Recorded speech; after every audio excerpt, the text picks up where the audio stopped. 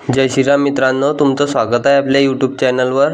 आज आपण यश करडे यांच्याकडनं पेरू पिकाबद्दल काही माहिती घेणार आहोत व त्यांनी पेरू पिकापासून किती नफा कमवला हे देखील जाणून घेणार आहोत।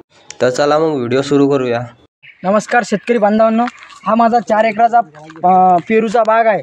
या बागामध्ये हा झाडं जे आहे 2-2 वर्षाचे झाडं आहे। यावर्षी मी या झाडाचे पेरू हा बाग मी 18 लाखाचा विकलेला होता। तरी मी माझं सर्व शेतकरी बांधवांना निवेदन आहे की तुम्ही चांगल्या प्रकारे तुमच्या शेतात सुद्धा लावून हा लाल जाम शेतात लावून याचं चांगल्या प्रकारे तुम्ही उत्पादन घेऊ शकता।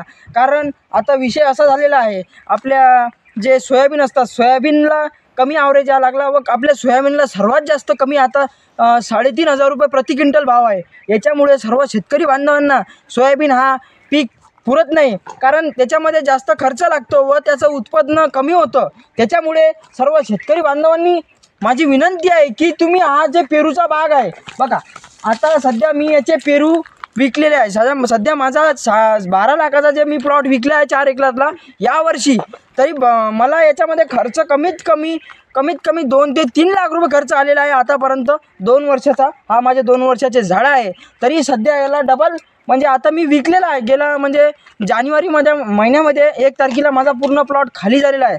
त्याच्यानंतर बघू शकता तुम्ही माझ्या प्लॉटला पुन्हा पेरूची संख्या थोड्याफार प्रमाणात दिसत आहे व आता मी यांना खत वगैरे पाणी वगैरे देणार आणि मी याचा जे मे जून महिन्यात म्हणजे तसंच आपल्या पेरणीच्या टायमिला याचा मी आणखीन एक वेळा प्लॉट विकू शकतो। तरी माझं सर्व शेतकरी बांधवांना विनंती आहे की तुम्ही जर तुम्हाला शून्यातून निर्माण व्हायचं असेल तर तुम्ही सोयाबीन व कपाशी या पिकामागे लागू नका व ते पीक आपल्याला कोणतेही वर आणू शकत नाही। त्या पिकामध्ये कोणताही फायदा नाही आहे, कारण त्या पिकामध्ये फायदा भरपूर आहे, परंतु त्या पिकाला भाव सरकार देत नाही।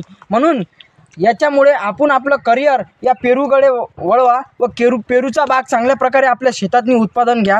आणि तुम्हाला जर पेरूबद्दल जर काही माहिती लागली तुम्ही मला संपर्क करा। मी तुम्हाला पेरूच्या लागवडीबद्दल ते पेरू विकेपर्यंत सर्व माहिती मी तुम्हाला पोचवेल। तुम्ही माझ्या चॅनलला फॉलो करा, सबस्क्राईब करा, ही माझी विनंती आहे। तर कशी वाटली मित्रांनो तुम्हाला ही माहिती कमेंटमध्ये नक्की सांगा।